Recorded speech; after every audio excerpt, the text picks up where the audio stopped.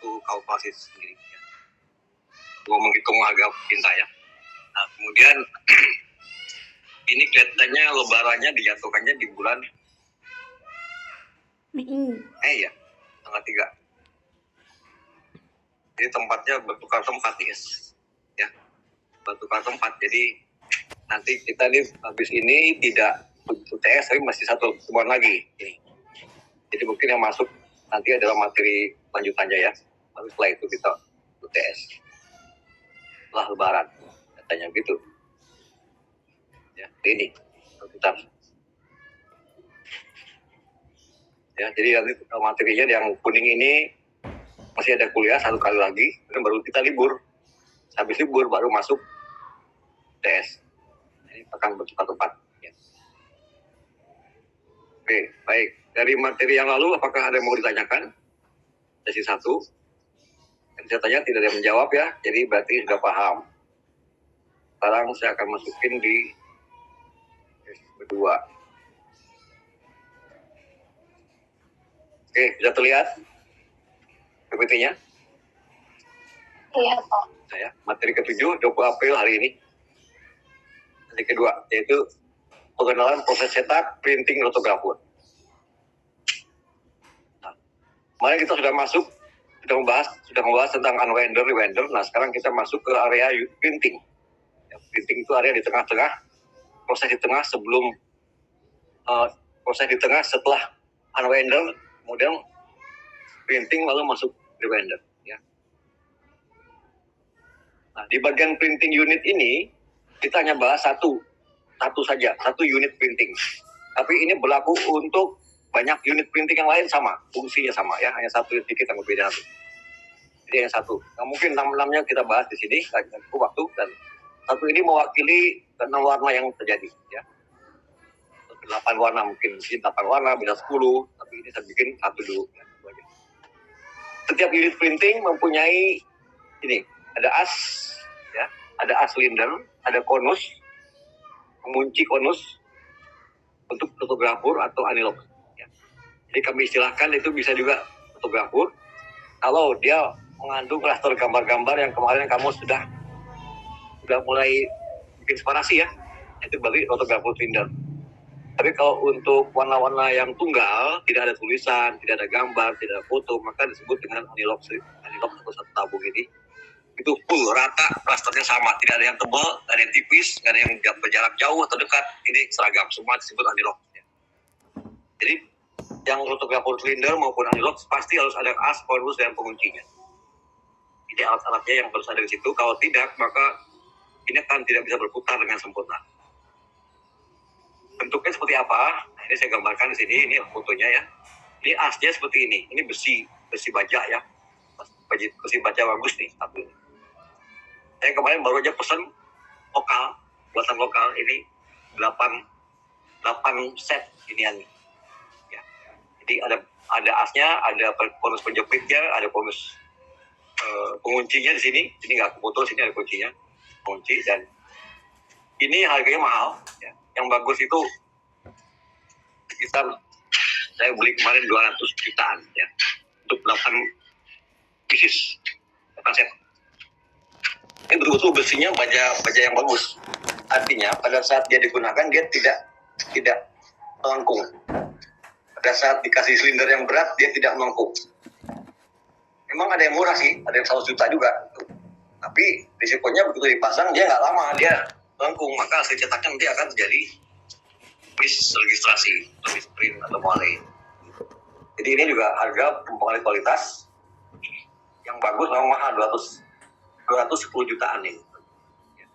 8 unit. Ya, tinggal dibagi aja satunya berapa. Ya. Ada baru transaksi terjadi, jadi biar kalian tahu bahwa ini harganya mahal. Ya. Kemudian ini ada gambar tekniknya. Jadi pada saat kita memesan ini harus mempelajari gambar tekniknya. Ini dijelaskan berapa diameternya, ya, diameter dalam dan diameter luar, dan bulat, ya, bentuknya bulat. Kemudian kalau kita tambah sampingkan jadi begini, bentuknya tirus. Ini yang besar, ini yang mengecil ke tengah. Tirus ya, atau konus yang berbentuk tirus ini dari besar ke kecil. Kemudian dari besar ke kecil ini punya sudut Sini dikatakan 10 derajat ini. 10 derajat. Ini kalau kalian pesan harus pakai gambar ya. Gambar atau kirim sampelnya ini. Tapi hati-hati kalau kirim sampel ke bengkel pembuat as itu harus sampel yang masih baru. Jangan dikasih as yang sudah bengkok, jangan dikasih konus yang sudah miring. Ya. Nanti mereka akan bikin ikutan miring gitu. Jadi kasih yang bagus, yang belum pernah dipakai. Kemudian stok gudang ya. Atau dikasih gambar teknik yang jelas. Ya, ini konusnya dan ini gambar penguncinya. Pengunci ini letaknya ada di belakang. Jadi supaya dikunci, supaya dia tidak tergelincir keluar lagi gitu. Ya, jadi ini dipasang di tabung, kemudian dikunci. Kuncinya, gambar penguncinya sini. Ini pengikat, pendorongnya, kemudian ada pengikatnya. Ya. Kemudian ilustrasi gambar saat dipasang seperti ini kira-kira ya. Ini yang warna ini adalah warna slotographer silinder. Dia ada lubang ini kanan kiri yang disebut dengan plank, yang lubang plank dengan kemiringan sudut 10 derajat. Ya, 10 derajat. Ini contoh konusnya. Harusnya ada 2 kanan kiri ya. Saya gambarkan satu saja kanan ini. Ada yang warna hijau, ada yang warna merah, bagian warna biru. Ini saya gambarkan seolah sudut hijau itu adalah kurang dari 10 derajat kemiringannya. Padahal konusnya 10 derajat. Ya, kita udah bisa detail ya. Jadi konusnya ini penting. Kalau enggak, kalian sembarangan pakai ini, maka gambarnya kan tidak pas warnanya dan juga posisinya tidak tepat. Ada konus yang bersudut 10 derajat, ada yang konus bersudut lebih besar dari 10 derajat, dan ada yang sama dengan 10 derajat. Yang benar itu yang biru ya. Yang biru nih. Betul. Jadi kalau pesan tabung silinder slotographer harus ngikutin kondisi mesin, spesifikasi mesin yang kemarin sudah saya sampaikan. Kan ada dikatakan di situ konusnya berapa derajat. Ya. Kalau kita pakai cara yang lebih kecil dari 10 derajat ini misalnya, jika ini dipaksa pasang, maka dampaknya adalah seperti ini. Tuh. Ya, sampai sini udah berhenti ya. Ini akan jadi rongga. Rongga ini tidak akan pas dan akibatnya dia akan miring posisi silinder tidak tepat ya, dan akan jadi pengayunan di sini. Pengayun dan posisi warna tidak akan tepat. Ya, begitu. Kemudian sama juga kalau kita lakukan konus yang berkemiringannya lebih besar dari 10 derajat akan dapat hal yang sama. Nah, ada rongga, ini nggak boleh. Nggak boleh. Jadi nanti akan cepat rusak di bagian sini. Ya, rusak. Kalau akan kegigit, kemakan, habis, jadi miring deh ini ya. Jadi yang benar adalah menggunakan konus yang betul-betul pas 10 derajat. Jadi begitu kita pasang sini, pas kan, nggak ada rongga. Kanan kiri harus sama. Supaya putarannya stabil, jangan mengayun. Gitu ya. Jadi tolong kalau kalian bekerja di bagian silinder, hal-hal seperti ini tolong diperhatikan, jangan sampai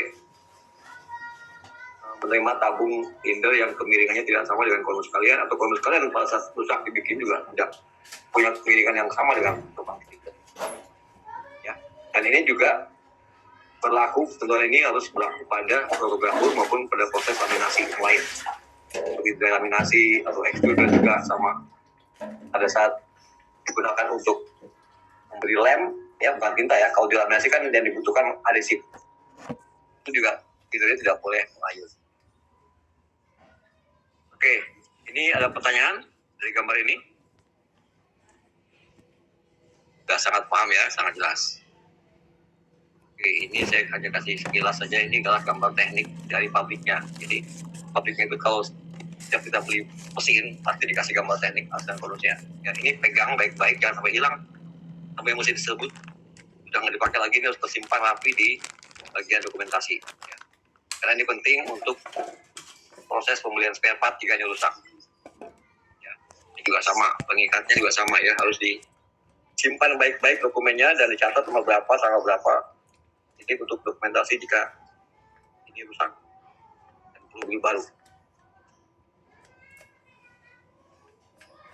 Nah, ini adalah contoh fisik foto daripada konus tersebut. Sini terlihat sudah berkarat ya, tapi berkarat masih lurus ini. Ini berarti kurang perawatan aja. Jadi harusnya pada saat tidak digunakan ini mesti dilumuri dengan oli atau gemuk, kemudian ditutup plastik. Ya. Ini konusnya, ini penguncinya. Ini silinder, ini lubang prank. Ya, tuh. Ini silindernya. Kemudian ini adalah satu foto dari konus yang masih baru tadi ya. Bagus, bersih ya.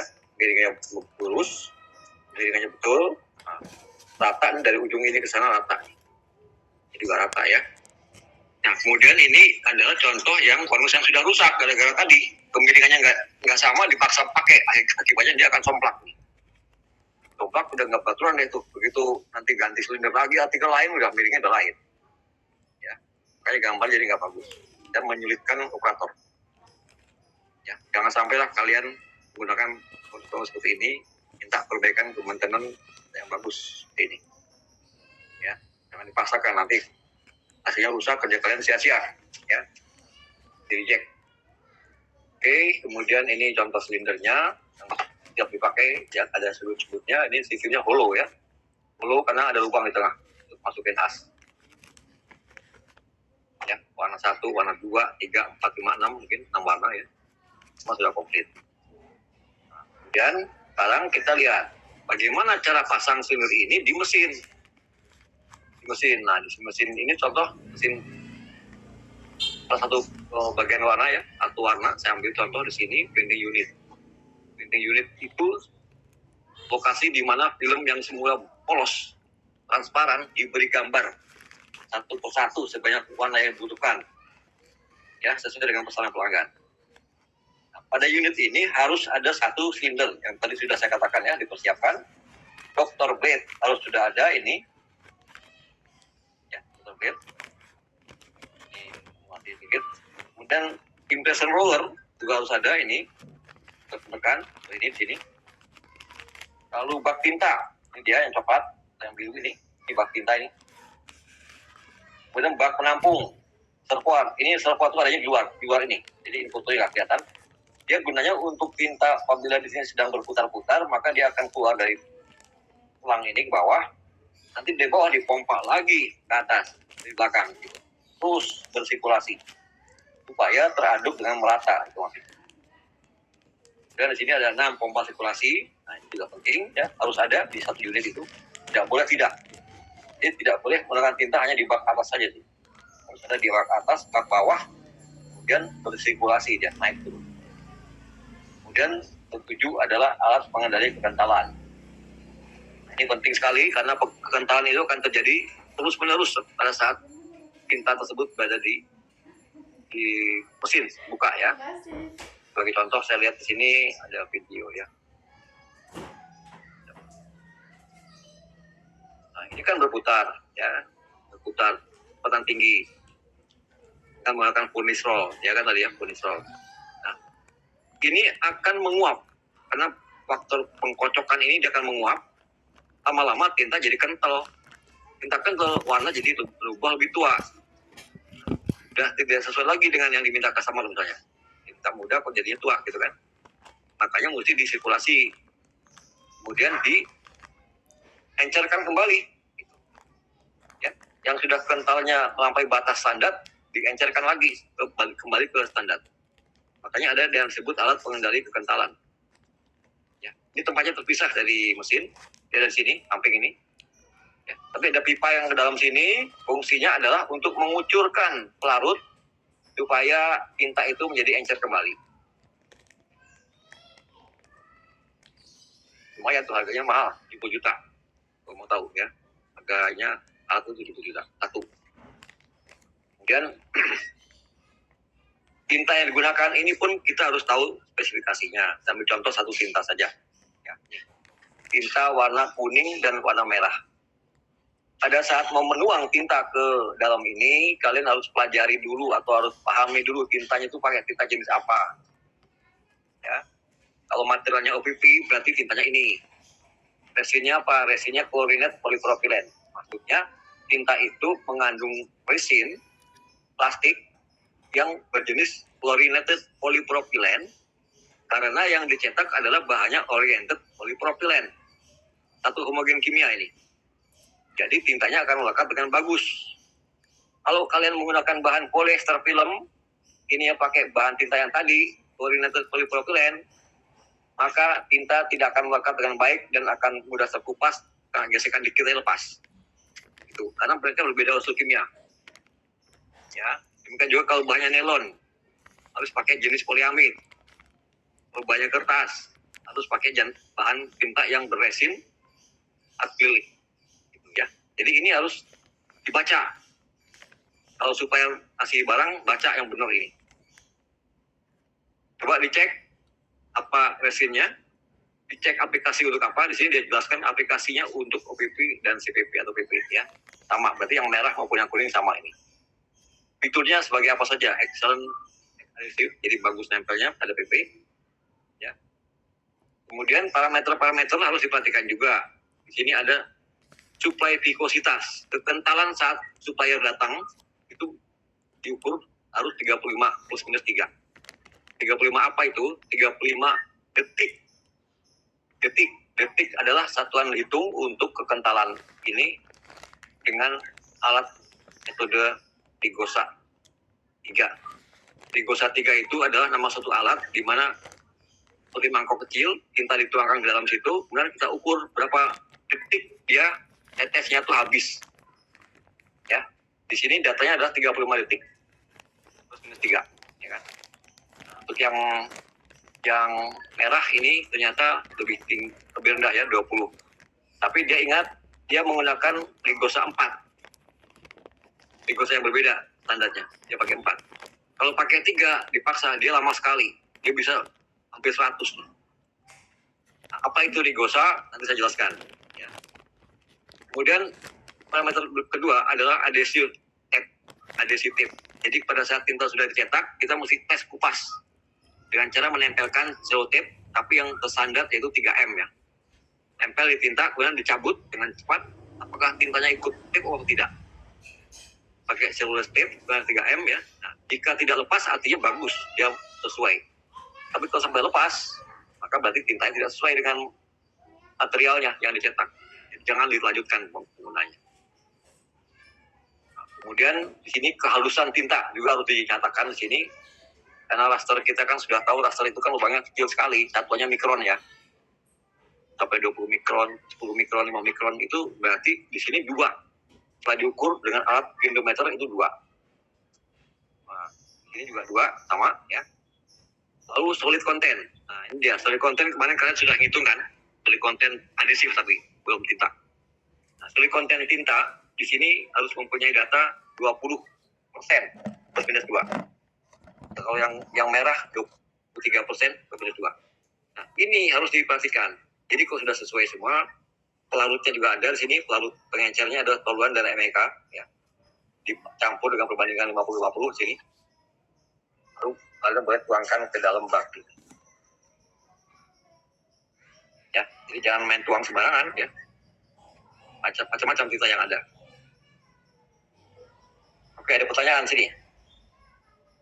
Di spesifikasi tinta yang dipakai. Sebagian sudah ya saya sampaikan di tinta di materi kedua kalau masalah tentang material. Sudah cair tinta itu.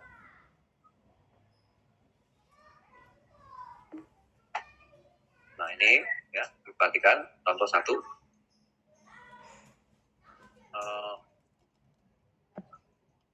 Tinta itu setiap datang ke pabrik kita harus diperiksa dokumentasi sertifikat of analysis. Ya, di sini sambil contoh dari PT Incode, pabrik tinta di salah satu pabrik tinta di Jakarta itu. Setiap barang datang tinta biru misalnya, dia akan memberikan biru 1 sertifikat of analysis, merah 1 sertifikat, gitu ya. Setiap warna, setiap jenis harus 1 sertifikat. Minta. Kalau kalian bagian QC nanti suatu saat bekerja bagian QC harus minta ini. Kalau supaya tidak bisa memberikan, tolong ditolak barang. Ya. Jangan diterima, nanti jadi masalah kalian nanti disalahin. Nah, kemudian di sini ada dicelangin juga tadi kan sudah dikatakan. Tesnya oke, minusnya bagus, kurang dari 2 mikron. Kehalusan ini ya. Dari kontennya 20%. Ya kan? Ini range-nya, ini result-nya. Ini batas toleransinya, ini hasil yang diukur ini. Ya. kemudian suplai viscositasnya. Ya, ini jelas. Jadi ini adalah menggambarkan ini kualitasnya seperti apa. Oke. Nah, kemudian saat tinta tersebut dipakai di bak di sini, ya harus diencerkan. Harus diencerkan. Tadinya berapa ini kentalannya? 35 ya. Digosa 35 detik kekentalannya. Maka jika dipakai di mesin ini harus punya kekentalan 17. Nih. Sorry, 14 sampai 20. 14 sampai 20 detik. Diukur dengan sangkap nomor 3, rigosa sangkapnya maksudnya. Harus diukur. Gitu. Nah, beda jauh kan? 35 ke 20, ke 14, paruhnya mungkin. Jadi harus encer. Kalau kalian paksa pakai tanpa diencerkan, maka warnanya akan tua semua. Tuaan. Dan itu hurufnya ada yang hilang. Kenapa? Karena sangat tua warnanya, di sini nggak bisa masuk. Di dalam blaster itu nggak bisa masuk, yang nggak akan kecetak ya. Ini mesti diukur. Kewajiban QC atau operator adalah saat sedang berjalan begini, ya, dia harus mengukur setiap 30 menit. Sekali diukurin tiap bak ini. Apakah masih sekian nggak? Kalau sudah mulai mengental, segera diencerkan dengan larut tadi. Ini. Dan MAC. Sampai mendapat kekentalan yang disyaratkan, yaitu 14-20 detik. Gitu. Tidak boleh ditinggal. Jam 8 kerja sampai jam 4 sore ya, hitung aja berapa kali setengah jam. Jadi kalian mesti mengontrol, kalau kental, encerin. Kental, encerin. Itu aja. Sekali kamu lawai, maka warnanya tidak akan keluar huruf-hurufnya karena sudah mengental atau sangat tua warnanya. Warna sudah tua, sudah nggak mungkin di strip, dihapus, ya. Pasti dibuang. Jadi harus dijaga baik-baik oleh bagian quality controlnya. Sama operator juga ya, bareng-bareng gitu. Itu ya, teknik mencetaknya seperti itu. Agak ribet dibanding offset mungkin. Iya, itulah faktanya. Oke. Nah, ini yang saya gambarin tadi. Mengukur kentalan dengan alat rigosa tadi, tulisan cup, ya. Cara mengukur kekentalan tinta. Ini adalah satu bejana, wadah. Ini alat ukurnya, yang tadi saya maksud dengan rigosa 3. Karena apa dikatakan rigosa 3? Karena lubang di sini, lubangnya itu punya diameter 3 mm. Yang ditulis rigosa 4, berarti lubangnya adalah 4 mm. Ya, nah, dan tinta dituangkan penuh. Ini tangan satu jari nutup sini, tinta dipenuhkan sini. Kemudian kita hitung di sini. Berapa detik dia berhenti? Ya, kita lihat. Ini seolah tinta diangkat. Oke, nah ini netes ya. Keluar dari lubang. Lihat stopwatchnya. Nah, pada saat dia berhenti tetesannya, kita pencet off. Matikan. Mati.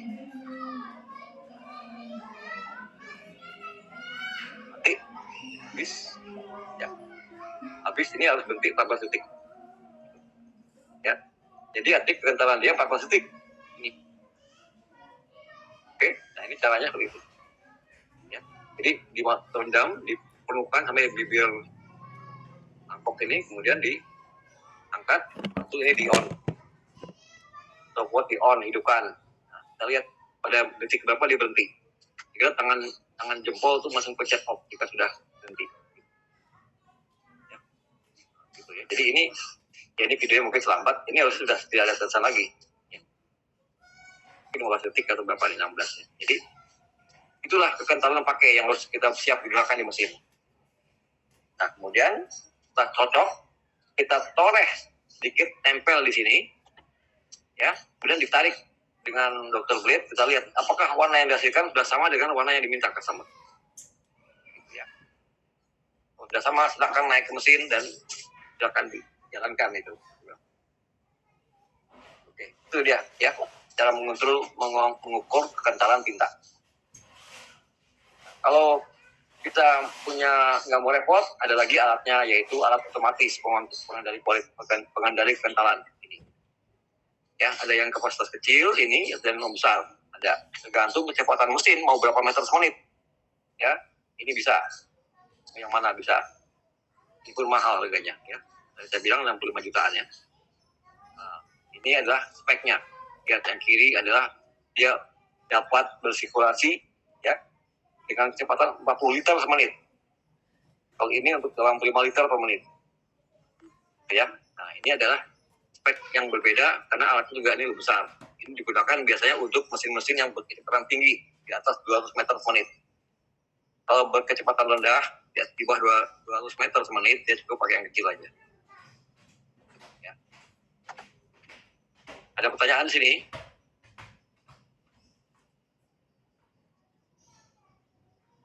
Belum ya? Kalau ada ya. Jadi kalau kalian belajar itu, kalian bukan anak SMA lagi ya. Jadi kalau anak SMA itu kan kali tanya, karena ngerti belum? Terus sekarang harus bertanya. Kalau di mahasiswa itu, waktu saya kuliah dulu dosen tuh nggak mau berhenti ngomong kalau kalian nggak nyetop. Pak, stop dulu Pak, mau nanya. Dosen akan ngoceh terus. Kenapa? Dianggap kalian sudah mahasiswa ya, mahasiswa. Sudah kritis, silahkan mau bertanya, ya stop aja gitu. Karena nanti kalau kalian nggak tanya, kalian yang rugi juga kan? Kan sudah bayar kuliah, nggak ngerti apa gitu. Kasihan orang tua. Jadi kalau sudah mahasiswa itu biasanya dosennya ya sudah, kalau kamu mau belajar ya tolong tanya sendiri. Bagian mana yang nggak ngerti gitu kan? Kalau sudah ngerti nggak usah nanya. Itu aja sih pesan saya, karena saya juga pernah jadi mahasiswa dulu ya di Bandung. Dan begitu dosennya galak-galak. Jadi kalau kita nggak tanya, dia terus mau sampai jam pelajaran habis pulang deh, tinggal kita. Ya, kita nggak nanya, nggak ngerti. Ini kenapa kamu nggak nanya katanya gitu kan? Oke, lanjut ya. Kalau nggak ada yang bertanya, saya lanjutkan. Ini slide 21. Nah, ini adalah saya gambarkan suatu proses pemasangan tabung. Ya. Tabung yang dipasang di mesin. Ya, langkah-langkahnya adalah satu, pemasang rotographer cylinder. Kemudian di dial gauge. Dial gauge itu nanti diukur ya. Memasang furnace roll. Kemarin sudah saya jelaskan. Furnace roll ya.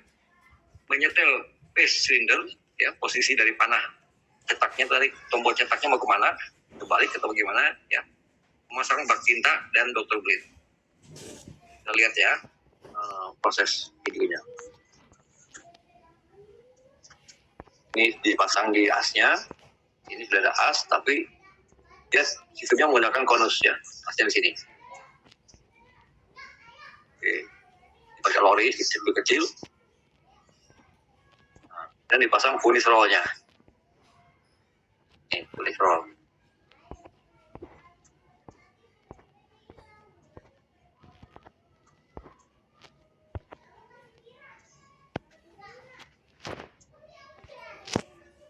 Oke, perhatikan ya.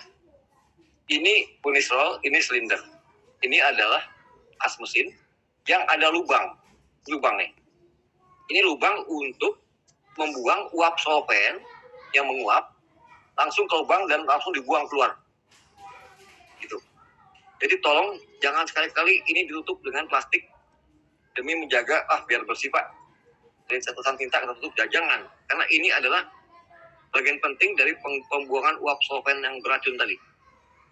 Uap solvent itu sebetulnya beracun buat tubuh kita. Ya. Kalau kebanyakan kita ngisep, maka paru-paru kita akan rusak. Nah, inilah alat buat penyedotnya. Jadi uap solvent itu mempunyai sifat berat jenisnya lebih tinggi dari udara oksigen yang kita isap. Misalnya oksigen kita isap itu beratnya 1, dia beratnya 3 kali lipat. Jadi dia tidak akan terbang ke atas. Dia terbangnya di bawah. Ya, di sekitar sini kaki ya, tutup sini. Dia berat karena udara itu uapnya berat. Makanya harus kita isap ke sini supaya uap tersebut hilang segera dari ruangan kerja kita. Itu ya. Harus hidup dan ini tidak boleh ada yang tutup ini. Kalau kalian jadi supervisor melihat ini ketutup, segera ambil tindakan buka. Jangan marahin supervisor, jangan ditutup. Nanti racunnya tidak akan kebuang keluar gitu. Ya, ini. Semua mesin unit 1, 2, 3, 4, 5, 8 semua ada gini. Ya. Itu jadi perhatian utama untuk keselamatan kesehatan ya. Ini adalah cylinder point adjustment. Ini adalah penggaris baja lurus ya, dari kiri kanan sudah dari lulusin. Nah, ini ada panah. Panah itu ada garis-garis halus di sini warna putih misalnya. Ini harus pas di garis ini. Ya. Putih ke garis putih. Nanti cylinder satu lagi merah ke garisnya merah. Biru garisnya biru gitu. Terus tepat dulu. Ya. Ditepatkan ini. Nah, ini putih contoh ya. Dan dikunci. Jadi sini itu tinggal putar lagi kunci. Kunci rapat ya. Udah selesai. Adjustmentnya selesai. Nah, pindah ke warna berikutnya juga sama.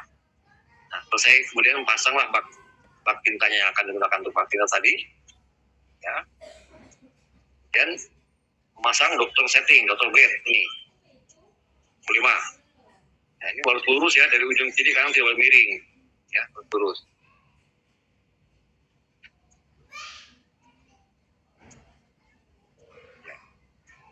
Dan bikin titik sudut sentuhnya. Ini ada skalanya di sini. Ini ada skala, kemudian ini juga ada skala nih di sini. Untuk maju mundur skala, ini naik turun skala nih. Jadi untuk menentukan sudut sentuhnya berapa derajat. Gitu ya. Jadi harus diatur suhunya, nggak boleh sembarangan tempel. Nah, kemudian setelah terpasang, kita lakukan pengukuran round out atau putaran luar fotografur. Yang tadi dimaksud di sini. Ini. Dial gauge. Ya, kita ukur. Di mana yang kita ukur? Semua tabung kita ukur. Ini. Contohnya sini ada 2 ya. Kalau ada warna-warna berarti ada 8 yang kamu ukur semua. Ada 8. Nah, alatnya apa? Alatnya adalah ini. Dial gauge. Alat pengukur untuk memastikan apakah bundar atau tidak itu silinder. Ya. Ini ada magnet. Ini ada jarum untuk naik turun dengan menggerakkan jarum ini. Ini ada apa ya, semacam sensor buat naik turunin. Ini akan bergerak berputar. Ya. Ini magnet untuk meletakkan di mesin.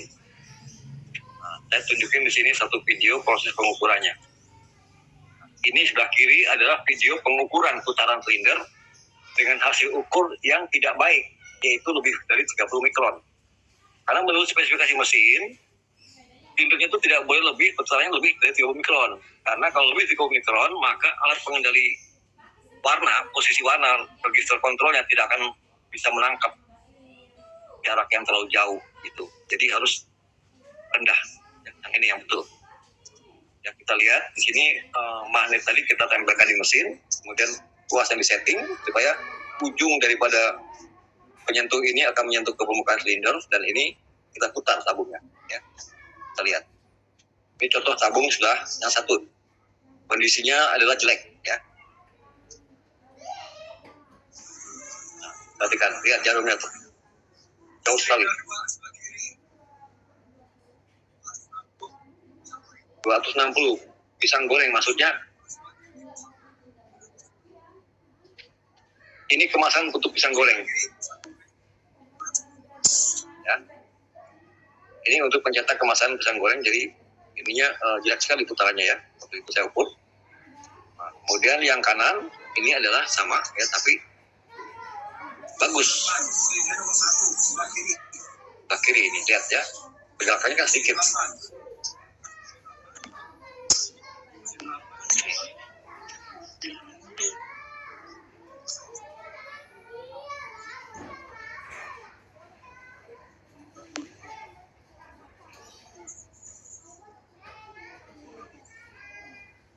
Oke, jadi kalian pada saat mungkin jadi supervisor, tolong hal gini diperhatikan, dijaga, diawasi, karena operator itu cenderung malas untuk mengukur.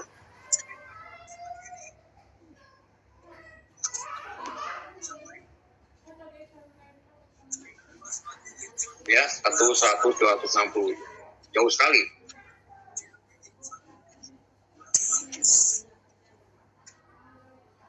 Yang bagusnya ya. Jadi kalau nemu seperti ini ya tolong jangan lanjutkan cleaningnya. Perbaiki.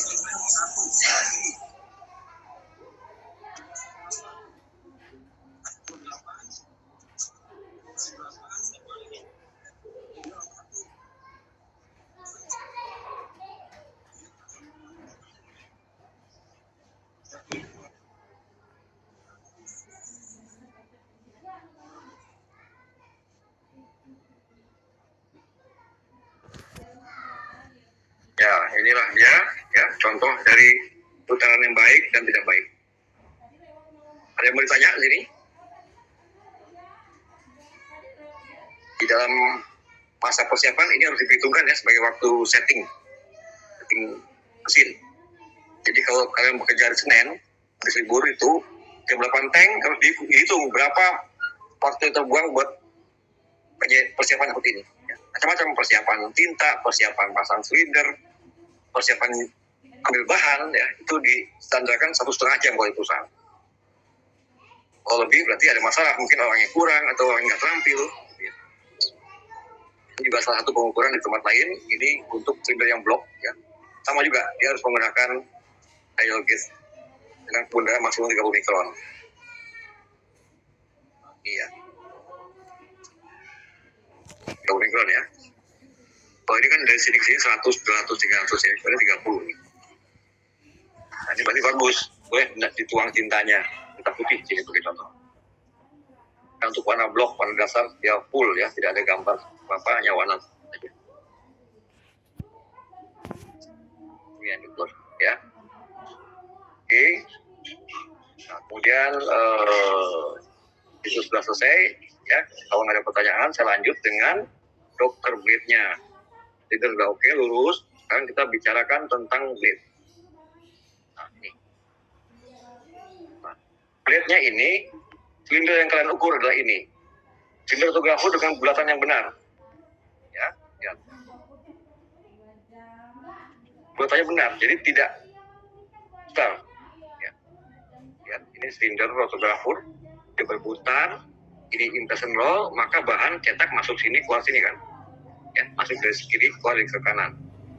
Dengan kondisi yang bagus begini, maka tinta yang naik akan tertahan dengan baik di sini. Ya. Ini adalah posisi silinder dengan sudut 45 derajat. Ya. Dari mana mengukurnya? Kalau saya tanya berapa derajat sudutnya? Berarti kalian mesti mengambil titik sentuh dulu. Di mana titik sentuhnya? Ini, ya kan? Ini adalah titik sentuh standar. Kalau kalian belajar dulu, atau sekarang matematik itu apa ya? Ilmu ukur ruang ya. Ilmu ukur ruang itu titik sentuh adalah titik bagian terluar dari silinder yang bersentuhan dengan satu garis maya ini merah ya. Jadi ini adalah garis horizontal 0 derajat. Ini garis vertikal 90 derajat. Maka ini terbentuk sudut 90 derajat kan. Nah, dibagi dua jadi 45 45. Tadi garis lurus 45 ke sini. Nah, inilah di ujung lingkaran inilah disebut dengan titik sentuh. Ya. Inilah tempat meletakkan ujung rotor blade itu. Nah, kemudian rotor blade itu pasang di sini, dia ditidurkan lurus, maka ini akan membentuk sudut 45 derajat juga. Benar ya? Dengan garis singgung ini. Nah, inilah disebut dengan silinder autografur dengan bulatannya benar, dengan sudut standar 45 derajat. Ya. Tekanan blade ini kan mesti ditekan di sini. Ditekan dengan tekanan 2 kg per cm persegi. Untuk impression roll juga ditekan ke bawah dengan tekanan tentu. Ya, kita nggak tahu berapa ini, karena ini kan karet masalahnya. Ya. Karet itu kalau keras dia jadi melengkung, kalau kurang keras dia tidak akan menyentuh. Ya, jadi inilah kalau putarannya benar dia seperti ini. Oke. Nah, kemudian gambar kedua saya tunjukkan satu kondisi silinder autografur dengan bulatan yang nggak benar tadi, yang sampai 250 mikron apa tadi ya, 260 mikron. Jadi dia lonjong, dia bisa berputar ini. Nah itu jauh, jadi kadang nyentuh kadang enggak, karena dia jaraknya 200 mikron ya. Kan? Nah, apa dampaknya? Kalau begini kejadiannya, maka tinta akan lolos di sini. Betul juga tetap itu menekan. Tinta akan lolos, kemudian nanti akan terbawa ke sini dan kecetak di sini. Wah, sudah deh, jadi ada bayangan hijau, bayangan biru, atau apa, kata tintanya ya. Itu yang tidak diinginkan oleh customer, jadi tolong tinta tadi yang putarannya sangat tinggi, jangan digunakan. Oke. Ada pertanyaan nggak sampai sini? Oke, tidak ada ya. Nah, kemudian saya lanjut dengan gambar ketiga. Ini sudutnya berbeda. Ya. Nanti kita jelaskan dampaknya seperti apa. Nah, sebelum kita lanjut ke gambar ketiga, saya akan bahas dulu dengan istilah dokter blade. Apa itu dokter blade? Itu bilah penghapus. Ya. Bilah penghapus tinta yang melekat pada silinder autografur. Ini tadi. Ini bendanya ya. Ini bendanya. Sekarang kita lihat fotonya. Ini definisi. Ya, filter blade adalah bilah penghapus atau rekel untuk menyapu kelebihan tinta cetak yang melekat pada lotografur. Agar surat cetak hanya tertahan pada raster saja. Untuk gambar tadi ya. Nah, ini bentuk fisiknya seperti ini. Ya, dia baja tipis. Satu gulung ini panjangnya 100 meter kalau kita beli di toko. Ya, dengan lebar 5 cm ini. Dan bagian ini sangat tajam, hati-hati kalau kalian mengerjakan ini harus pakai sarung tangan yang anti pisau ya. Kalau enggak tangan kalian akan jadi korban. Dan saya pernah ngalamin di pabrik ada yang begitu. Ya, lalai. Kemudian pada saat itu jatuh, karena mungkin miring dan awalnya, maka tangan dia berusaha menahan, lain tangannya putus. Ya, jadi celaka. Jadi kelingkingnya putus. Kasihan kan? Jadi tolong hati-hati dalam memasang tadi seperti teknisi tadi yang di video ya. Jadi jangan sampai tangan kalian jadi korban. Nah, tipenya mata Dr. Blade itu ada 3 ya. Satu yang konvensional blade yang model lama, yaitu ujungnya betul-betul sangat runcing. Tapi makin kesini makin lebar. Ya, pertama di kontak area, yaitu di ujung sini dia menghapus tinta. Tapi lama-lama ini kan habis, terkikis, maka menjadi besar. Yang terjadi adalah tinta yang terjadi di sini akan tertahan di permukaan yang sangat banyak. Nah, akibatnya gambar tidak akan bagus, hilang tintanya, jadi warna merah, jadi merah muda. Gitu. Karena tinta sudah habis, tertahan banyak. Nah, jadi ini konvensional blade ini sudah berubah, diganti dengan model lamella blade. Ya, lamella itu dari ujung ke ujung ini sama lebarnya, jadi tintanya konstan warnanya, tidak ada perubahan warna. Jadi karena tertahan dengan bidang yang sama kan, ini sama. Kalau jadi tertahan dengan bidang yang kecil, warna jadi besar, maka tintanya pun akan tertahan banyak. Nah, ini sudah seimbang banyakannya ini ya, sudah seimbang. Yang konstan, ya. Ini juga konstan, tapi di sini sama ya, tapi hanya ada kelebihannya adalah di sini dikasih backup plate. Backup plate itu adalah satu logam baja untuk menahan agar plate ini karena lentur, jangan sampai dia melengkung terlalu tinggi ke atas. Melengkung ke atas. Jadi dia tahan di sini, supaya menghindari ini ketarik ke atas. Itu bedanya. Ya, 3 macam ini, ya sekarang yang dipakai adalah yang tipe ketiga ini. Nah, ini udah jarang dipakai. Ini awal-awal dulu tahun 80-an pakai ini. Kemudian lama-lama kita meningkatkan kualitas begitu ya. Nah, ini bentuknya. Ya. Jadi ada penjepitnya. Nah, ini tadi yang saya katakan tadi, menahannya di atas supaya dia tidak tertarik ke atas gitu ya. Dan ini untuk dipasang di mesin lotografur. Ya. Nah, ini plate penjepitnya. Kalau gambar tadi seperti ini. Jadi ini ada baut dan tadi ini dikencangkan, maka ini akan terjepit dan diatur jaraknya di sini adalah 40 sampai 20 mili atau mata tajamnya itu 3 sampai 5 mili. Ya. Ini contohnya. Nah, sekarang kita masuk lagi ke sudut posisi Dr. Blade terhadap permukaan tadi ya, yang kita bahas sebelumnya.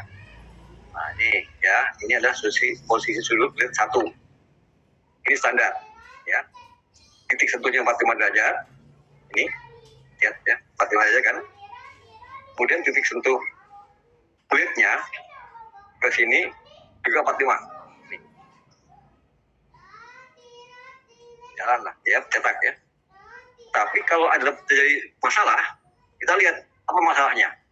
Misalnya tinta cetaknya di sini nggak keluar Pak, yang huruf A-nya jadi tipis atau huruf B-nya potong atau apa. Maka kita lakukan tindakan. Apa itu tindakannya? Dinaikin ke atas. Titik sentuhnya dinaikin ke atas. Kita lihat di sini kan? Ya. Nih, kita naikin ke atas. Dekatkan ke sini supaya apa? Supaya tinta yang tertahan juga sampai di sini dan rasternya yang membawa tinta lebih dekat ke sini. Supaya tinta yang tidak keburu kering maka dengan baik ke sini. Kalau bisa kering, ini mundur lagi. Ini putarnya tinggi sekali. Coba kalian hitung, 200 meter semenit, ya semenit tuh. Maka jika kelilingnya adalah misalnya 600 mm kelilingnya ini, kalau 200 meter semenit, jadi berapa kali muter dalam semenit ini? Kencang sekali. Ya. ini gerakan putaran ini menimbulkan angin. Angin di sini ini juga kencang ikutan kan. Angin di sini akan menguapkan solvent dengan lebih cepat daripada yang seharusnya, maka tinta akan tertahan di sini. Maka hasil cetaknya pun akan menjadi kurang nyata. Jadi ini solvent tulisan roller kan hilang huruf L-nya separuh gitu. Jadi solusinya adalah ini naikin ke atas supaya tinta masih basah dan nempel di sini. Gitu ya, naikin ke atas. Kemudian kalau masih juga ternyata tinta tersebut, kebanyakan Pak, apa tinta itu jadi tebelan misalnya, paksa kita lakukan sudutnya jangan 45, kita tukik naikin 60 misalnya kan, bisa juga begitu. Ini berlaku untuk kalau dapat suatu pigmen yang terlalu kasar, pigmen tinta warna yang terlalu kasar, maka kita lakukan proses pemiringan sudut secara lebih tajam ya, 60 derajat juga ke atas juga bisa ya. Gitu. Jadi ini adalah upaya-upaya untuk menjaga mutu agar hasil cetakan bagus. Dan ini perlu keterampilan. Keterampilan itu perlu latihan. Jadi kalian harus bisa untuk mengaturnya ya kalau jadi operator. Dan ini diatur karena ada training ini fisik ya, langsung di mesin. Sayang di kampus tidak ada mesinnya, jadi sulit juga untuk training. Jadi mungkin yang beruntung dapat magang 3 bulan di hutan, biasanya langsung saya tugaskan coba pasang blade yang benar. Ini posisi tertinggi ya, itu 70 derajat. Kalau jadi masalah dengan printingnya. Oke. Ini adalah gambar teknik dari posisi tabung menurut standar dari bukunya, manual booknya. Yang biru adalah contoh gambaran satu silinder yang berdiameter 120 ini. Ya. Berdiameter 120 mm. Paling rendah. Kalau kalian baca dari spesifikasi mesin, cara kan dikatakan silinder yang minimum diameter 120. Oke, di sini berarti posisinya. Maksimum diameter berapa? Ini yang merah nih, 300. Ini, merah. Jadi, sudut untuk yang silinder kecil dengan yang silinder besar itu tidak sama. Tidak boleh disamakan. Karena berbeda posisi, ya kan? Secara fisikanya berbeda posisi. Ya. Miringannya pun tidak sama itu. 45 derajat dengan sudut miringan 50 derajat, ya. Titik sentuhnya 45, miringnya 50. Maksudnya adalah ini. Titik sentuh itu ini, kemiringannya ini. Titik sentuh. Ya. Sudut sentuh. Ini sudut kemiringan. Ya, itu maksudnya. Jadi ada 2 sudut di sini. Sudut sentuh dan sudut kemiringan. Ini kan sentuh. Jadi di sini, apa di sini? Itu disebut titik sentuh. Kalau sudut kemiringan ini miring nih, tidurnya. Atau kemari kah, atau ke atas. Ya, 60 derajat. Ini gambarnya seperti itu. Ini jadi dia kasih panduan seperti ini. Ya, kemudian ini adalah di bagian mesin tadi yang saya katakan, yang orang Jepang, orang teknisi masang. Kalau mau naikin ke atas, ini, ya, maka ini diputar, maka dia akan naik dengan skala-skala tertentu, ya. Skalanya berapa ya? 10, 20, 30, sampai 100, ya. Ini naik turun, ya. Kalau ini adalah letak skala untuk maju mundur. Jadi setelah naik, dia mesti ke kanan. Setelah turun, dia mesti dimundurkan, misalnya gitu. Berapa angkanya? Yang cocok, nah, tolong lihat ke tabel. Tabelnya sudah tersedia di mesin. Ini. Contoh di sini diameternya berapa? Silindernya. Ya. Ini silinder berapa diameternya? 122,5 misalnya. Ya. Maka dengan diameter 122,5, berapa kelilingnya? Yaitu 385. Ya, coba kalian hitung deh. 22/7 kali ini kan segini. Ya. Jadi yang digunakan keliling yang ini. Jika keliling seluruhnya 385, maka sudutnya harus 15 derajat. Untuk dapat 15 derajat, apa yang harus dilakukan? Naikkan raising and lowering skala naik turunnya ini ke angka 96. Kemudian skala maju mundurnya ke angka 71,5. Itu maksudnya. Ya. Ini gunakan panduan daripada tabel ini yang ada di mesin pada saat memasang blade. Jadi kalau nanti dapat silinder yang lebih besar lagi, misalnya, Maka ini juga diatur lagi. Dan maju mundurnya pun diatur lagi. Cari daftar yang cocok. Makanya harus diukur ini berapa diameternya dulu sebelum dipasang di mesin. Oke, ada pertanyaan kah sini?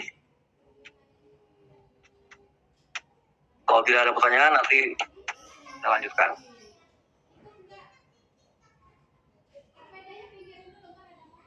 Ini posisi rotor blade saat printing langsung. Ada kondisi yaitu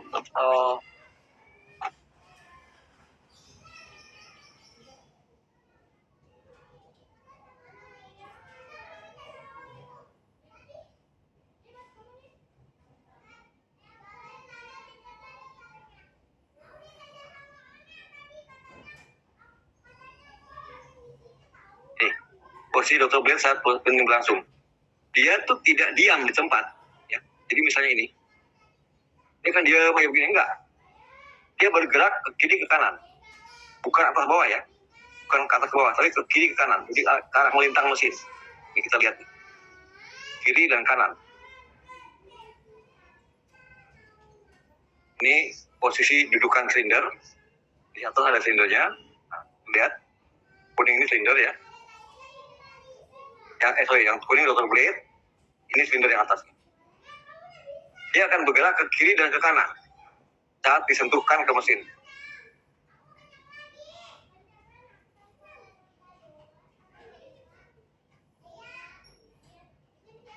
Dia mulai bergerak ya. Kiri ke kanan. Sejauh 10 mili kiri dan kanan. Gitu. Contohnya. Kiri kanan, kiri kanan. Terus.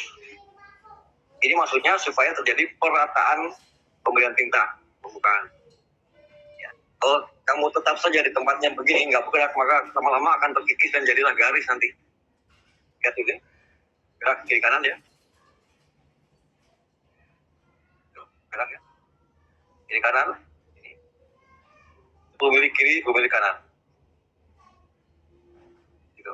Jadi ini gunanya adalah supaya warnanya tuh merata ke kanan ke kiri gambar. Ya, jadi tidak bertumpuk atau nyangkut di satu tempat saja. Kalau jadi misalnya ada pengantalan atau jadi kotoran masuk, kotoran tersebut akan segera terlepas karena ada pergeseran tadi.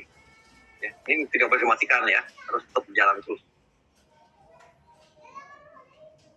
Posisi blade yaitu bergerak kiri dan kanan. Lalu ini setelah tinta tercetak di kemasan, maka kemasan tersebut akan melalui suatu daerah pengeringan. Supaya apa? Supaya solvent yang menempel segera dibuang keluar. Dan di sini ada satu area untuk meniupkan ya, angin ini dari sini ke arah kiri dan angin dari atas juga. Angin ini sangat kencang untuk membuang solvent tersebut keluar. Ya. Keluar melalui lubang-lubang ini, keluar dan kering. Setelah kering, karena ini adalah lokasinya di suatu tempat yang panas, ini 60 derajat, 60 derajat sampai 70 derajat sebenarnya ini. Maka plastiknya jadi panas kan. Setelah dingin lagi, maka harus dilewatkan ke cooling roll. Ini yang bersuhu antara 20 sampai 35. Jadi di atas ini ada cooling roll yang penampangnya seperti ini ya. Di mana film tersebut akan lewat pelan-pelan, lewat dengan cepat, kemudian di sana akan didinginkan. Setelah dingin baru boleh masuk ke warna yang kedua, ketiga, keempat, kelima dan seterusnya ya. Itu caranya. Kalau tidak nanti masih basah, masih panas, dan warna yang lain maka warnanya akan luntur. Warna tersebut ya. Gitu. Nah, ini gambaran daripada komponen yang saya katakan kemarin ya, bagian mesin. Dan letak cooling roll itu di sini, di atas. Ini cooling roll di sini. Nah, cooling roll ini harus dikontrol juga ya, jangan didiemin aja. Pakai apa kontrolnya? Nah, ini ada pengontrol suhunya. Berapa derajat air yang lewat di situ? Di sini ada tercatat 25 derajat 8. Yang air yang lewat ya, dari pipa pendingin, pipa air pendingin masuk ke mesin. Kemudian di mesin sendiri harus diukur. Ini pakai termometer termogan ya. Ini berapa derajat pendinginnya nih? 35. Wajar nggak nih? Wajar. Kenapa? Ini kan air dingin dari bak. masuk ke mesin yang kena panas, pasti naik. Tapi kenaikan suhunya ini jangan sampai 40 derajat, 50 derajat, lebih parah lagi. Nanti terjadi apa? Tinta yang masih setengah kering itu akan lengket di sini, karena panas ini kan. Jadi ini tidak boleh panas ya, ini harus dingin. Kontrol setiap setengah jam atau 1 jam. Ini, ini kalau ini naik, dinginnya masih rendah, artinya apa? Di mesin di pipanya ini ada penyumbatan karena kerak, mungkin kotoran atau karat. Gitu. Nah, ini harus berhenti, diperbaiki dulu, bersihkan. Kalau ini tinggi, alarm akan berbunyi dalam kedip-kedip. Ini juga menandakan bahwa air terlalu panas. Ada masalah. Mungkin pakai kotor, ya kan? Atau chiller pendinginnya mati, maka ini akan naik ke atas. Berteriak nih komputer alarmnya berteriak. Maka mesin akan berhenti. Kita harus perbaiki dulu ya jika terjadi hal demikian. Nah, satu warna satu ini ya, ingat. Satu warna satu cooling roll. Kalau ini adalah fungsi dari mesin yang disebut dengan kompensator. Kompensator itu cara kerjanya naik dan turun ini ya. Ini naik dan turun. Ini ada putaran sini yang untuk menaikkan atas dan bawah.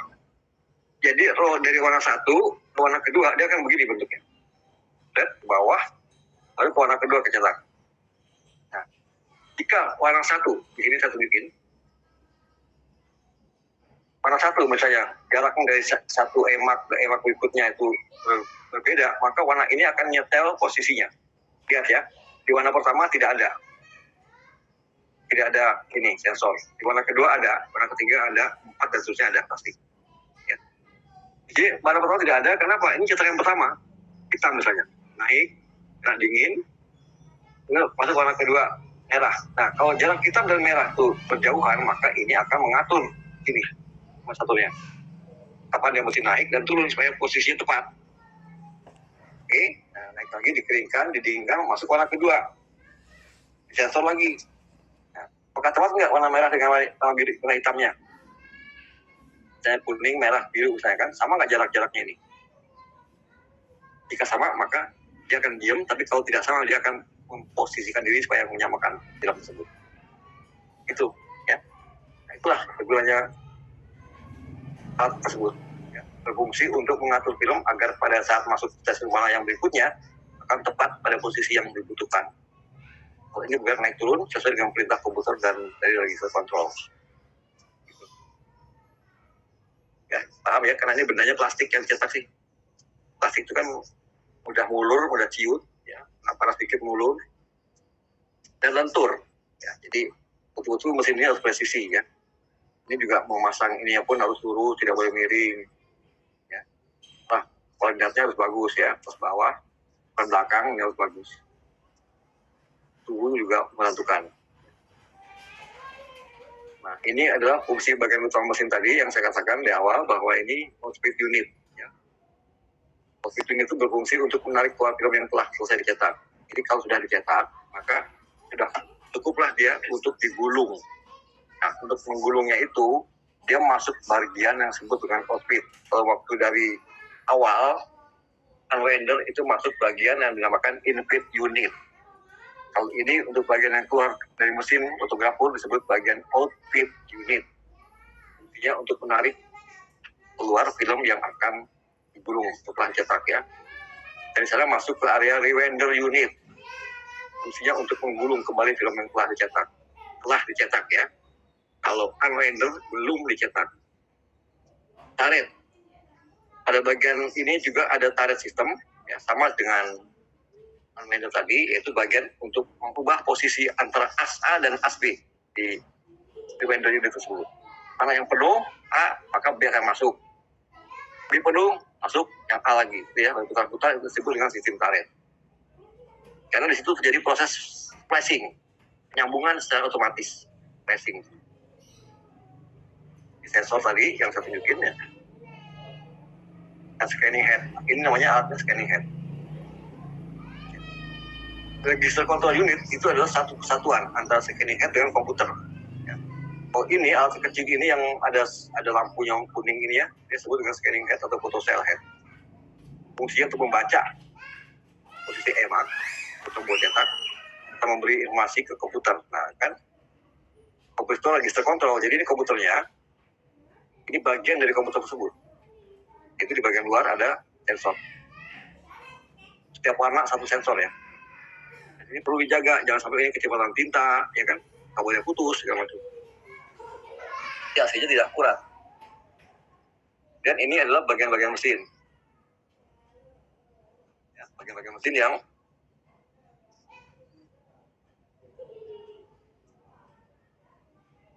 yang lengkap. Mulai dari ujung, bender, heater dryer box, ya, di atas, printing unit yang tadi kita bahas harian, sama rewender. Oke, jadi film berjalan dari kiri ke kanan. Gitu. Keluar, masuk. Gitu ya. Nah, nanti kalau kalian bagian magang, ini film yang dipasang dari ujung ke ujung, ini akan saya copot. Nih, kamu yang masang nih, ya. Ini gambar dari buku petunjuknya. Beloknya kemana? Kiri, naik, turun sini, jangan sampai salah, ya kan? Juga terus berakhir di rewinding unit. Ya, jadi ini harus diperhatikan baik-baik ya. Saya akan tunjukkan video lengkap dari proses dari ujung ke ujung ini. Seperti ini. Ya. Pertama-tama saya tunjukkan suatu contoh video yang proses cetak di unwinder, itu tempat melepas gulungan, ya, yang di sini. Kiri ya, lihat videonya ya. Nah, ini.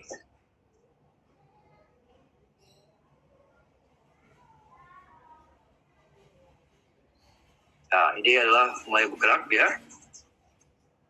Putar, lepas gulungan. Nah, ini cara potongnya.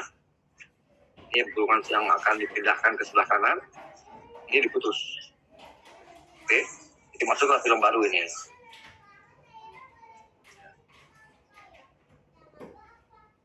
Nah, ini taretnya bergerak dari A ke B, anak A-nya mau dipindah ke B, nah, ini mesti diputar dulu. Ya, ini udah mau habis nih ya. Ini row A udah mau habis misalnya, masuk row B, ini harus diputar dulu posisinya dengan taret. Nah, pisau siap-siap, dipotong di sini siap-siap. Setelah ini kena, baru ini dipotong. Tidak usah berhenti ya, langsung sambung aja.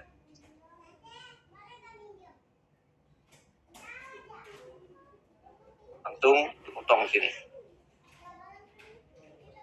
Ya, selesai. Unrender unit, melepas gulungan dari row yang potong satu ke potong yang berikutnya.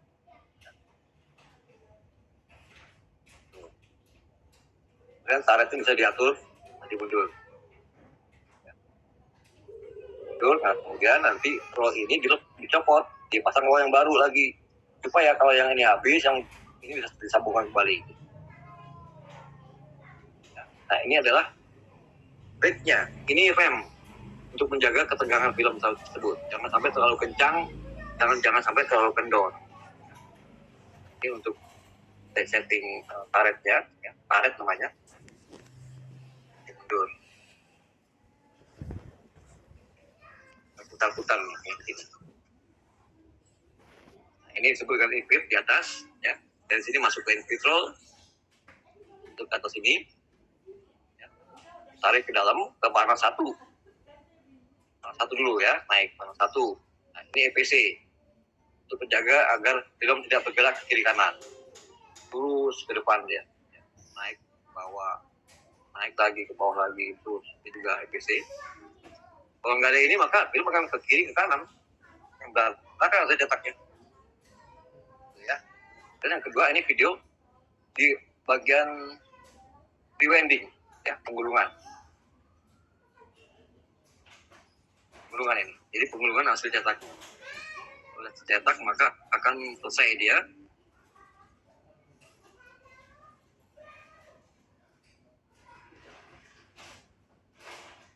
Ya, ini contohnya hasil cetakan kan, sudah nggak polos ya. Ada tinta di sini, belum. Misalnya ini sudah penuh, kita harus pindahkan ke yang masih kosong. Dengan cara tadi yang sama, cuma terbalik ini. Kalau tadi dari penuh dari kosong ke penuh, terus terang dari yang penuh pindahkan ke yang kosong. Ya, A dan B dengan cara tarik ini.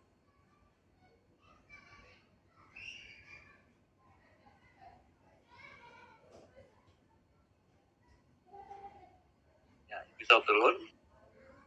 Ini siapin di sini ya. Dipotong. Kita lihat dari sisi sebelahnya. Tambahnya lagi diputar nih.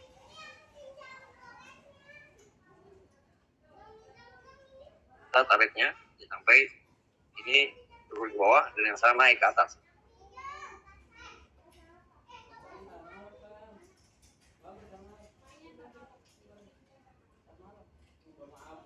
Naik dan ini setelah dekat maka ini akan diputar dengan kecepatan yang sama supaya kecepatan ini dengan ini seimbang dan dia mulai dipotong. Ini bisa mulai turun. Ya. Potong. Mulai dia pas. Ya, selesai ya. Enggak, ini penuh. Ini penuh. Maka selanjutnya roll ini dilakukan proses berikutnya di pasca cetak nanti. Depan ya. Masuk pasca cetak.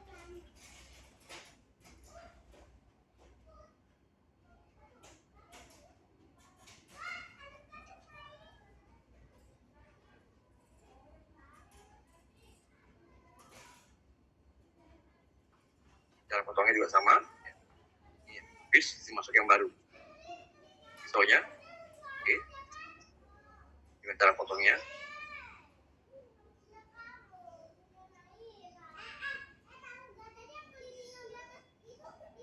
Pisau turun, ini langsung nyapu ke sini, gulung. Dan ini sensor untuk tegangannya, berapa persen dia.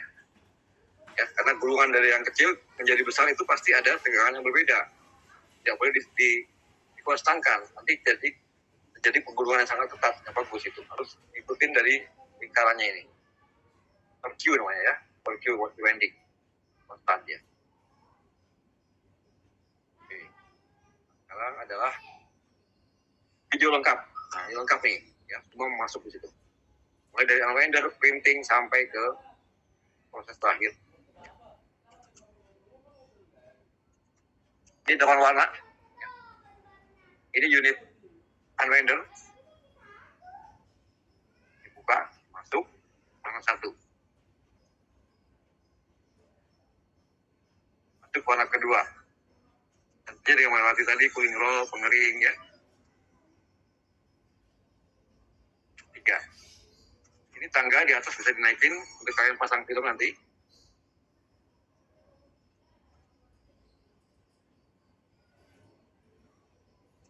Nah, ini bagian di window yang sudah selesai tadi. Nah, ini tadi ya kompensator roll, dia lagi bergerak nih. Posisikan diri supaya tepat gambar yang lain. Kiri kanan, dan dia akan jadi naik turun. Itu dengan sensor yang ada. Dan dia ada di setiap warna-warna yang setelah nomor 1. Ini gulung.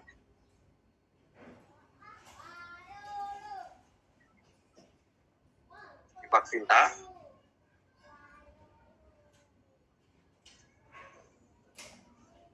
Di pengering tambahan di atas. Kalau mau mungkin kurang kering, kita tambah lapisan. Tambah kipas angin di atas ini ya. Kipas angin. Ini adalah pipa saluran udara yang digunakan apabila tinta tersebut lolos dari rotor blade dan berpotensi untuk menjadi gambar ada garis-garis segala macam, maka ini akan dipakai kemudian menghilangkan tinta yang sudah lanjut naik ke binder. Ditiup dengan tekanan tinggi, maka tinta kering tidak akan tercetak di bagian plastiknya. Gitu. Ya.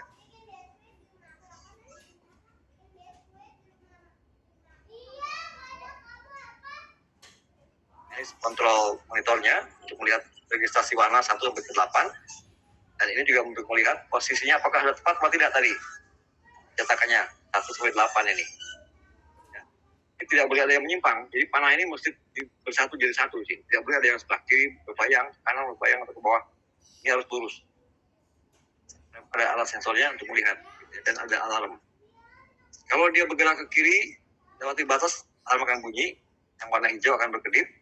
Kalau atas bawah nggak tepat, warna merah akan berkedip. Nah, Ini dia. Ini lampu sensor. Ya, jadi kalau nanti misalnya terjadi alarm berbunyi nyaring, kemudian yang berkedip-kedip di sini berarti nomor 7 kalau nggak salah ya. 7 ini akan berkedip. Yang merah atau yang hijau?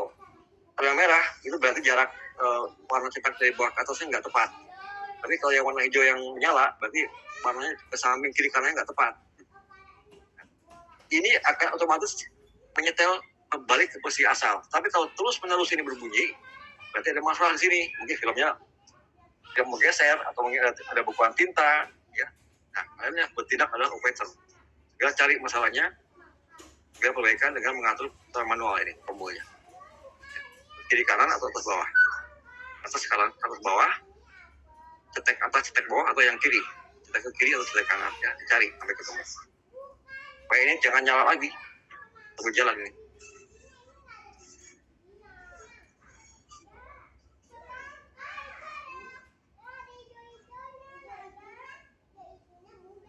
Ya, ini ya semuanya ya sudah direkam. Ini tombol-tombol pengatur, kecepatan semua.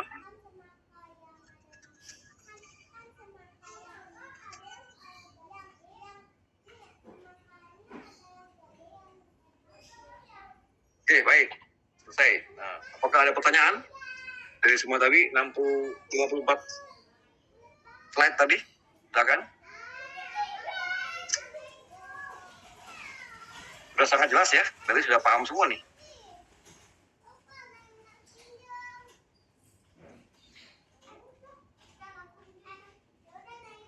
Oke, sekarang jam 5, jam 4. Oke, saya sekarang akan beli tugas 1 minggu ya. Ini tugas soal. Latihan tugas fotografer ya. Soalnya adalah tentang penggunaan tinta dan material tadi ya. Sudah dijelaskan tadi.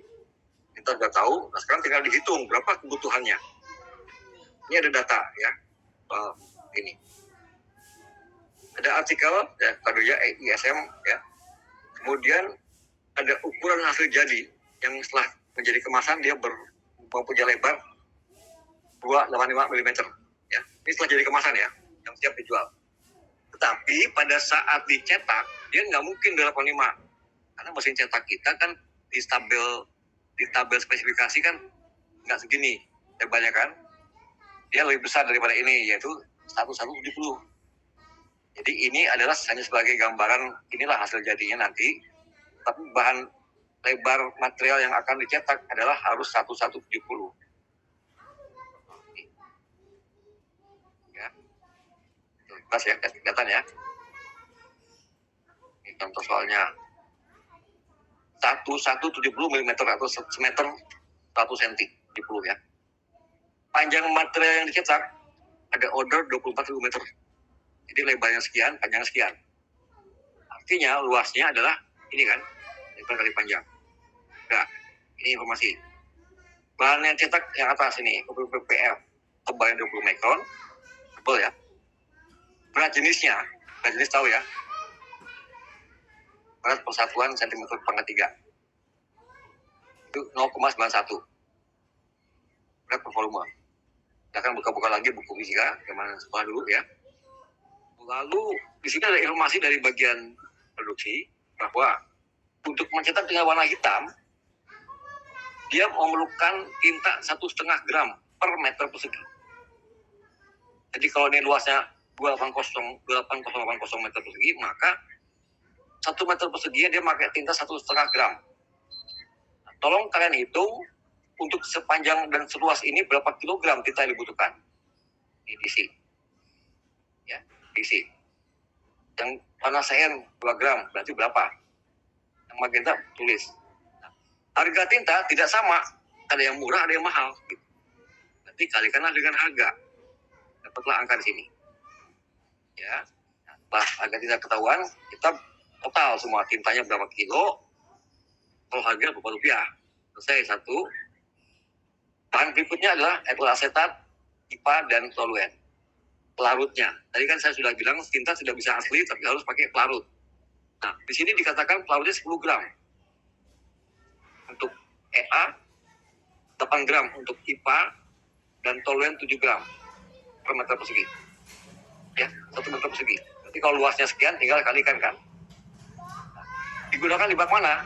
Itu karena tidak ada keterangan, berarti di seluruh bak. Kan tadi dikatakan di awal bahwa kita harus encer semua. Artinya dia tidak memandang nomor 1, 2, 3, tapi dia gabungan. Jadi ini kosong. Artinya seluruh permukaan ini main tinta dan solvent. Ya tinggal hitung aja. Berapa kilo dibutuhkan, kalikan harga, dapat harga. Nah, ntar di totalnya. Total. Ya, selesai. Satu data ya. Sekarang jawab pertanyaannya. Jadi saya tunggu pertanyaan. Berapa rupiah total biaya tinta dan solvent pada proses printing tersebut dalam rupiah per meter persegi? Bakal hitung. Ya, ini kan udah dihitung semua nih. Jadi setelah kamu hitung total, maka biaya 1 meter perseginya adalah berapa? Tolong dijawab. Lalu pertanyaan kedua, jika diketahui harga OBP, jadi ini kan materialnya, nih, kayak ini.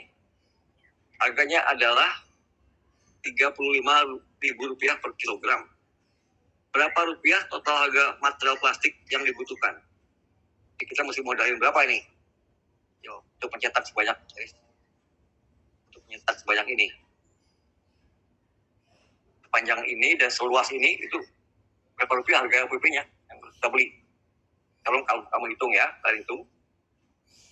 Lalu pertanyaan 3, ini Senin misalnya, jam operasional jam 8, waktu settingnya 5 silinder itu membutuhkan waktu 1 jam 30 menit. Kecepatan produksinya mencapai 120 meter, dia bisa. Saya tanya, jam berapa akan selesai? Ya, tolong dihitung. Mulai jam 8, setting. 1 jam setengah, kemudian speednya 20, jam berapa akan selesai cetakan tersebut? Panjang 24.000 meter ini. Oke, silakan dijawab ya. Dan kirim jawabannya ke email saya secara pribadi ya. Individu ya. Nih, soalnya soal individu. Dijawab dalam menggunakan template dan format Excel, ntar saya kasih ya. Ini tugas individu. Kirim jawaban ke alamat ini yang biru ini, PNJ ya. Jangan pakai alamat yang lain ya. Jangan kirim ke alamat yang lain, nanti nggak sampai ke saya. Ini alamat kirim dengan subjek kelas GR 2A atau B atau C dan nama ya. Ini berkelompok. Nanti saya bisa sortir GR 2A nama siapa akan jadi satu semua. Ya, saya tunggu paling lambat hari Sabtu 23 April jam 24. Ya, sampai hari Minggu dan Senin saya bisa hitung. Bisa hitung kalian punya nilai. Oke, ada pertanyaan dari soal ini?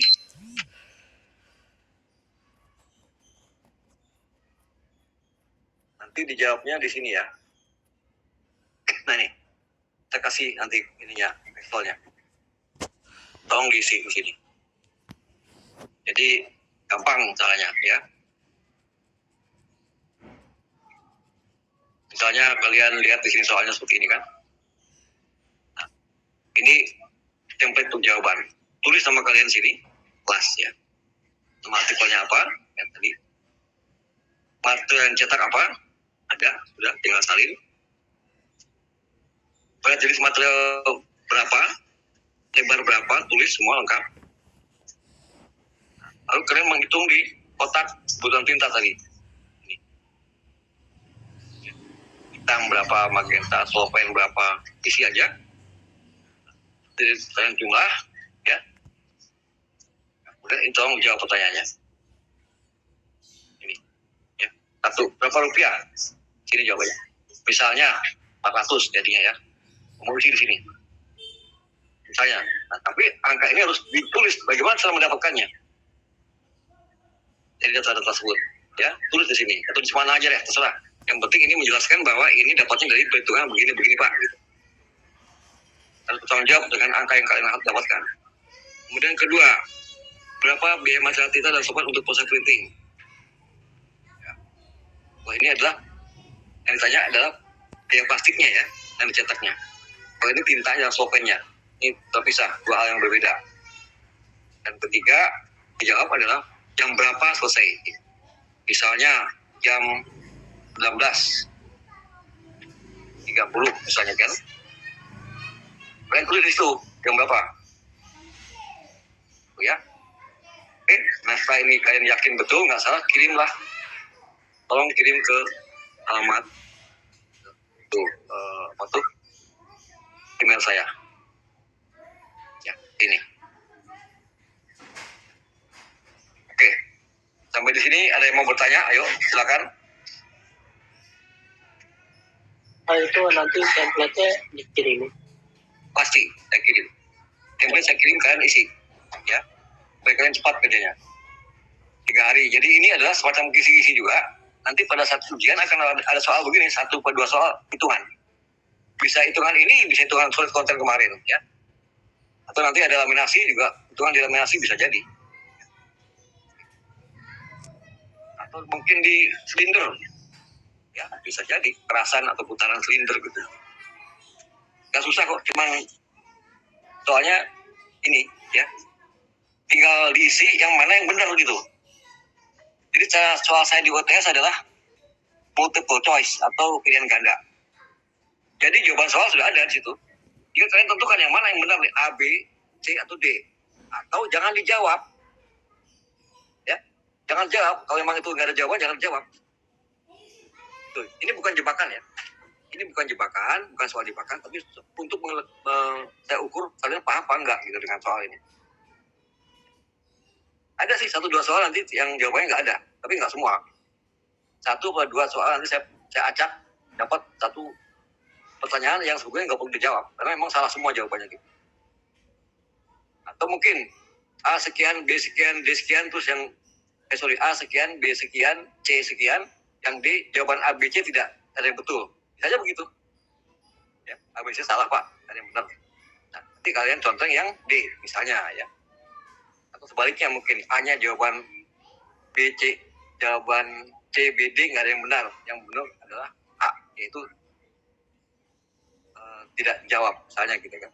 Jadi tolong simak baik-baik kalimat-kalimat di dalam soal yang saya berikan nanti. Ya. Karena ini sistemnya online, jadi waktu terbatas 1,5 jam. Jumlah soal juga sekitar 30-an, ya. Maka tolong dijawablah 1 soal dalam tempo rata-rata 2 menitan. Pikirnya ya, berpikir. Jawab, kalau enggak nanti waktunya habis, kalian gugur karena sudah kelewat waktu untuk mengirim. Ya, tolong perhatikan ya, kayak gitu-gitu ya. Seperti ujian, seperti itulah ujian saya. Jadi, kamu lingkari, nanti saya kasih, di minggu depan saya kasih kolom pertanyaan, contoh, dan cara menjawab, supaya kalian pada saat nanti ujian, sudah tahu cara menjawab yang betul. Nggak susah kok, tinggal nyontengin dengan angka 1 aja, tiap kotak yang benar. Jadi ada kotak A, B, C, D, itu jawaban yang benar, kamu beri angka 1. Nah, karena yang harus saya nilai kan banyak tuh mahasiswa 5 kelas kali 25 berapa tuh. Jadi supaya cepat, tolong gunakan cara contreng dengan angka 1, ketik yang mana yang kalian anggap itu benar. Jadi saya kirim ke saya, nanti saya akan hitung dan dengan cepat akan ketahuan nilai kalian berapa gitu. Ya. Oke, ada lagi kah yang mau ditanyakan dari sini semua? Di depan kita masuk ke materi tentang laminasi. Sebagian waktu untuk membahas soal ini, latihan ini ya, tugas. Untuk kita lihat siapa yang salah, siapa yang benar. Dan nanti setelah itu waktu sisanya kita pakai untuk membahas tentang laminasi sesi 1. Tapi yang laminasi tidak akan saya keluarkan pertanyaannya, itu akan saya keluarkan nanti di bagian akhir. Ya. Itu hanya sebagai pengetahuan tambahan untuk mengisi kosongan waktu. Tapi jangan sampai diabaikan itu, nanti akan keluar di pertanyaan tersebut di ujian akhir semester. Oke, ada lagi nggak? Mau bertanya? Ayo. Belum saya tutup layarnya nih. Ini jam 5 ya.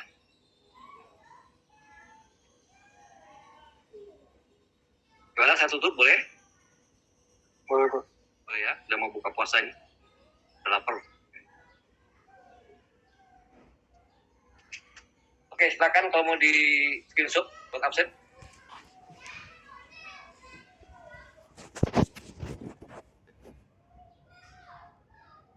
Kemudian Dia screenshot dulu buat absen silakan 38 orang ya. 38 nih pesertanya.